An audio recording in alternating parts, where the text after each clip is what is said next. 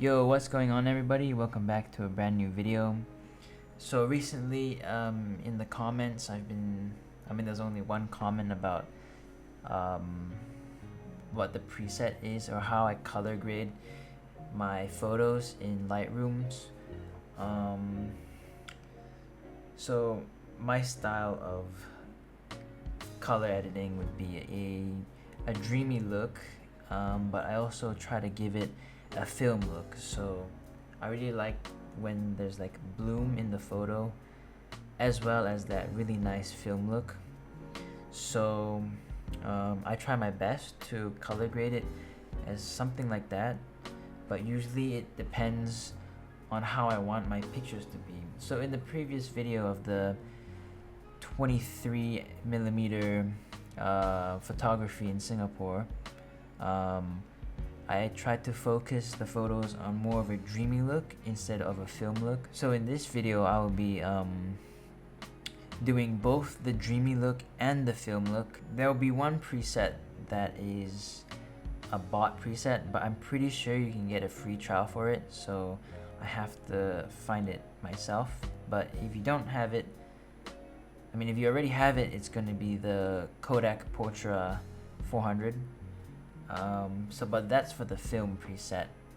But in terms of the dreamy preset, then that one is completely made by myself. So yeah, let's get into the video. Make sure you like and subscribe, and shout me out, because thank you for the 2K plus views on my recent video and like plus 30 subs in a month, which is pretty crazy for me because I never thought I'd be getting that much. So thank you. Without further ado, let's get into the video. Okay, so the first photo we're going to be using is the one I took at the Carlton. I think it was the first photo I took in that video. So somebody's actually commented to show a process of how I color graded this photo. So the raw photo would look something like this. It's not bad, but to give it that dreamy look and make it something like this, gotta make it a bit brighter, put some bloom on it, bring up the colors a bit, and then you get this like nice dreamy look. So actually we're first going to completely restart the thing, right? So what I like to do is I like to do the curves first. So to get that nice filmish look and that dreamish look, you just bring the curves up and down here, and then after that you kind of just play around with what you like. So in this status of this photo, I brought it down something like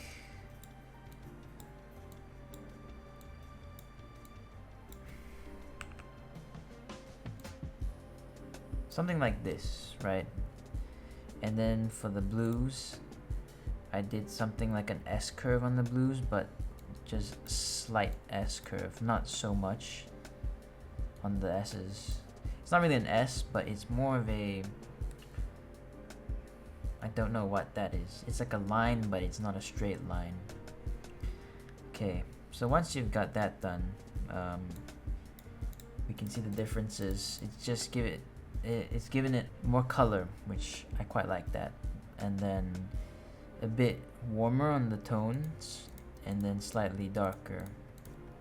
I don't know a lot of terms for color grading, so I'm just using what I see. Okay, right, and then next I like to do all like the exposure, contrasts, highlights, shadows, and whites and blacks. So for this photo, I'd probably bring it up something like here, because before this it was a bit dark, so I want to bring it up a bit so it looks like that. The contrast, you kind of play around with it, so it really depends on what you want here. So for me, I want a dreamy look, so I bring down the contrast a bit, and then I'd bring up the highlights to show that brightness, and then bring up the shadows, bring up the whites, and bring up the blacks to make everything stand out in the photo. Now if you want, you can do the red and green curves, but it really depends on you. But for this one, this photo specifically, I think it just looks good like this. So now if we look at the raw picture versus the current edited one, we can see it's like slightly brighter, and I wouldn't say it's the dreamy look that you want to achieve, but it's somewhat there. Okay, now for the temperature, this is totally up to you whether you like your photos cold or warm. As for me, I like them not very warm until it looks like not really nice, but I like to make it not so cold and not too warm, just slightly like right here. This is like the sweet spot, but for this picture, of course, for everything, it's just a gauge of what you need to do to achieve that look.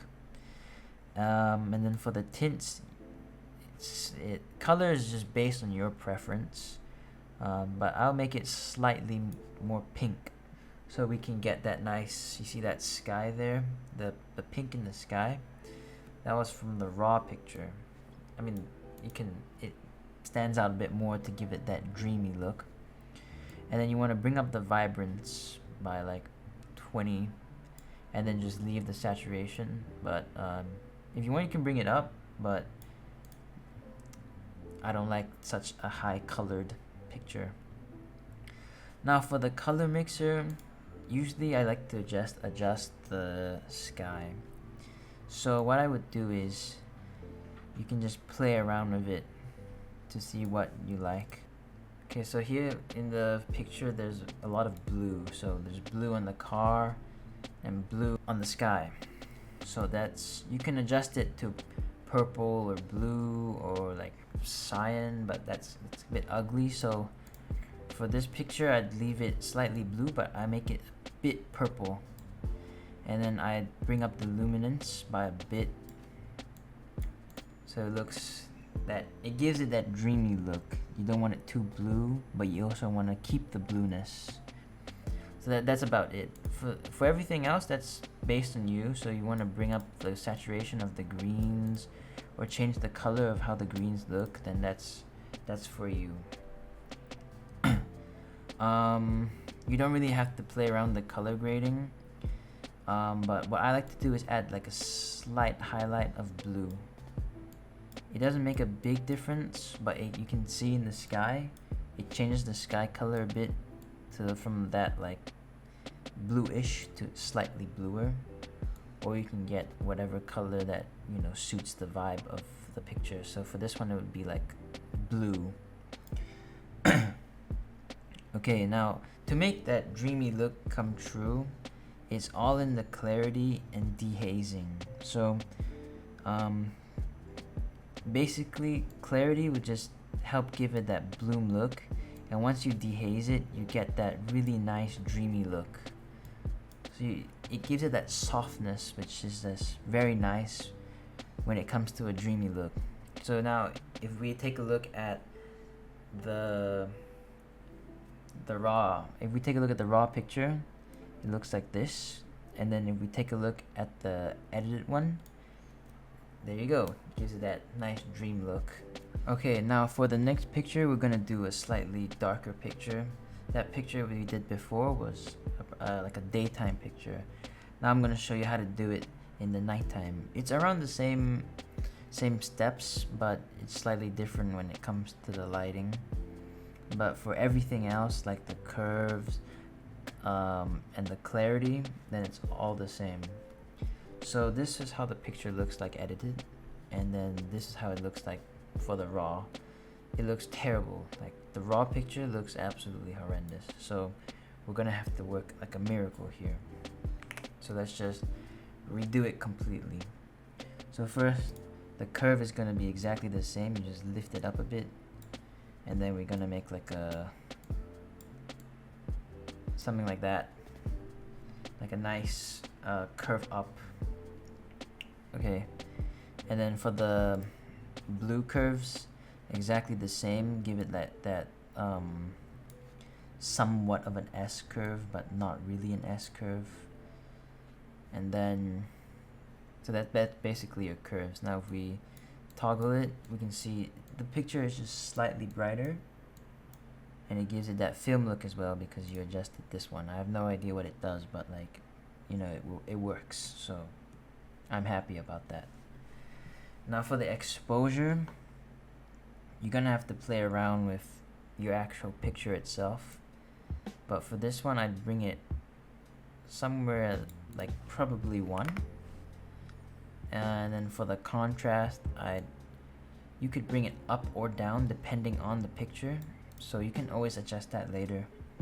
But the highlights here, as you can see, like that's just way too much, and I don't like that. I hate it when my highlights are just like overexposed, because I want to see the light, you know, like let's say there's a neon light and you're not seeing anything from this, so I'd bring it all the way down, like somewhere here, but I still want that illumination from it, so don't want to bring it down completely because then you just lose the lighting from it.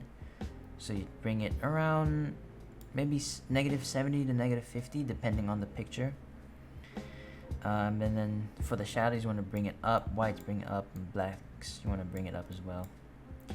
Okay, then you can bring up the exposure as well. So now you can play around with the contrast, so you can do it like this or you can do it like that.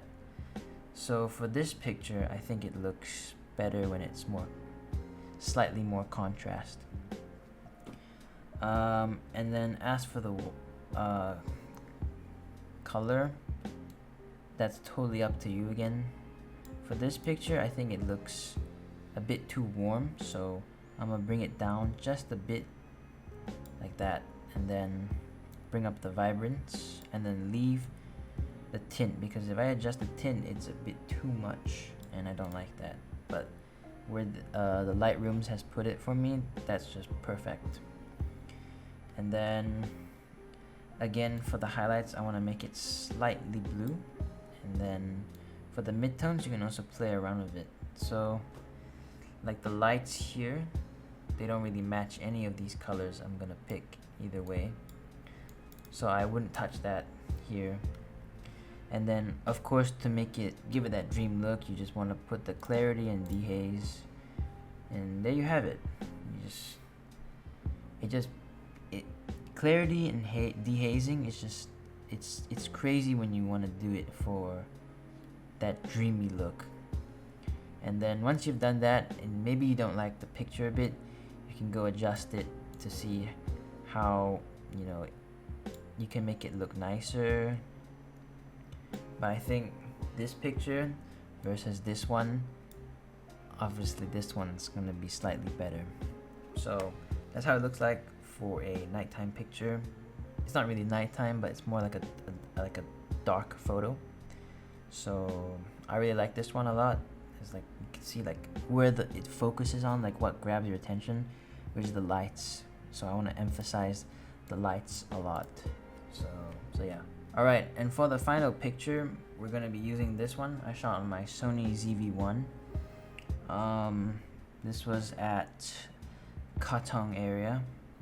So this picture is more on it focuses on a film look and a dreamy look. So I put like inspiration from a film, like not like a film, like a movie film, but like just the topic of film, and then the look I like, which is the dream look, and I just put it together, and it just made this really nice picture that I think is quite nice. Thanks to the camera, I actually managed to take the guy, because I think I have this one which is terrible, but then I have this one which is just perfect. So the picture being raw looks like this. It's not bad, but it's a bit warm, and it's a bit cold. So I don't like cold pictures. Now to give it that that film look, I used one of the profiles called Kodak Porta 400. It's a bot profile, but I think it's really good when you want to use it for film. It just gives your photo that really nice look. So unfortunately, for those who don't have the Kodak Porta 400, I can't really help you on that because I'm not at that level to color grade it, but we're just gonna use it. There should be like a free trial for it, so other than that, then you're fine. So what you would do first is to put the Kodak. I'm pretty sure I use a free version though, so it should be fine. So when you put the Kodak, you get that. Then I don't quite like it, so obviously I'm gonna do the curves first. For the curve, I actually start by doing the same thing I did for the dreamy look, but for like, I think this is the highlights. For the highlights, I bring it down. Yeah, and then I make an S curve. So if we want to look at the difference, there's not a big difference, but I think when you edit later on, it completely changes the picture. Okay, now for the other curves, you're gonna have to do the exact same, which is an S curve. S curves are kinda mad, but you wanna keep this down, so it's just a normal S curve. And then you wanna paste it in all of them. Okay, and then next you wanna do your color, your light. So that's totally up to you. Again, this one doesn't need as much adjustments, but it's around the same preset as that dreamy look. So you want to bring the whites and the blacks up by a bit, or depending on the photo. And then next, I don't like such a cool picture, so I'm going to bring up the temperature by quite a lot here. And then the tint is fine, but you can make it slightly greener to give it that film look. And then for the vibrance, bring it up and then bring the saturation down, just so it like fits that spot. For the color mix, you don't need to worry about that. And then to give it that dreamy look, you just put the clarity up. For this one, you don't need to dehaze because it's just gonna overexpose your picture. But if you want to put the dehaze, then you can just bring down the exposure. But personally, I don't quite like this, so I bring back the exposure and then put the clarity. Put the dehaze back down and just change the clarity, and then you get something like this. It's because a lot of film style is like slightly overexposed. So this picture gives it that overexposed look, but as well as maintaining that dreamy look with the bloom as well. But we can see here it's slightly green, so you can actually bring it slightly like that to make it nice. It really depends on you, but I quite like this style. So if you want to look at the raw version versus the edited one, I think it looks really nice. Now if we turn off the Kodak Porta and just change it to Adobe Color, you kind of get the same look. Gives it that dreamy look as well, but the Kodak Porta just kind of just boosts it, something like that. Right, so that was it for my color grading. I did around 3 pictures, 2 dreamy, 1 day and night, and then 1 film dreamy, just day, because I don't think film pictures fit a nighttime version, but obviously that's just preference. I prefer it in the morning or like in the afternoon or evening, but never night. I hardly do night photography because I find it quite hard, but I do want to improve on that as well. So obviously I'm always improving on my photography skills. Other than that, if you have any questions you want to ask me as a beginner photographer or like a almost intermediate, I wouldn't say I'm good at it, but if you want to ask any questions, just comment down in the video or just text me on Instagram. My socials will be over here. And then I will try my best to help you. But don't expect such a fast reply because I'm gonna be very busy in June. But other than that, I will try to keep making videos for my POV as well as doing this. So without further ado, thank you for watching, and I will see you in the next video. Bye.